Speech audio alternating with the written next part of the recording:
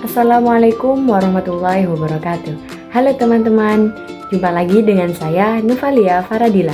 Pada video kali ini kita akan membahas tentang pengukuran reliabilitas tes hasil belajar. Jadi teman-teman, dalam dunia pendidikan, tes hasil belajar digunakan untuk mengetahui sejauh mana peserta didik mencapai tujuan pembelajaran. Namun sebuah tes tidak hanya harus valid, tetapi juga harus reliable. Reliabilitas menunjukkan tingkat keajengan atau konsistensi suatu tes. Artinya, jika tes yang sama diberikan kepada kelompok yang sama dalam kondisi yang relatif sama, maka hasilnya akan cenderung tetap atau tidak jauh berbeda. Reliabilitas sangat penting karena hasil tes yang tidak konsisten dapat menimbulkan penilaian yang tidak adil terhadap peserta didik. Tes yang reliable mencerminkan bahwa skor yang diperoleh benar-benar menggambarkan kemampuan peserta didik, bukan dipengaruhi oleh faktor kebetulan, suasana, atau ketidaktepatan alat ukur. Pengukuran reliabilitas tes hasil belajar dapat dilakukan dengan beberapa metode, seperti pertama, dengan menggunakan metode tes ulang atau tes research, yaitu dengan memberikan tes yang sama kepada peserta didik dalam dua waktu yang berbeda. Jika hasilnya relatif sama, maka tes tersebut memiliki reliabilitas yang tinggi.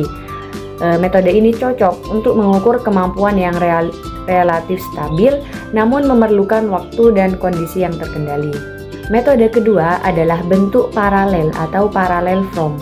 Pada metode ini digunakan dua tes yang berbeda, tetapi setara dari segi sisi, tingkat kesukaran dan tujuan. Skor dari kedua tes kemudian dibandingkan. Semakin tinggi kesamaan hasilnya, semakin reliable tes tersebut. Tapi, tantangan metode ini adalah menyusun dua bentuk tes yang benar-benar setara. Metode yang ketiga yaitu belah dua atau split half. Tes dibagi menjadi dua bagian yang setara, misalnya soal nomor ganjil dan genap. Skor dari kedua bagian kemudian dikorelasikan. Metode ini praktis karena hanya memerlukan satu kali pelaksanaan tes. Selain metode tersebut, reliabilitas juga dapat dihitung dengan koefisiensi reliabilitas seperti Kuder-Richardson atau KR20 atau KR21 untuk soal objektif dan Alpha-Crombat untuk soal dengan skala atau bentuk uraian.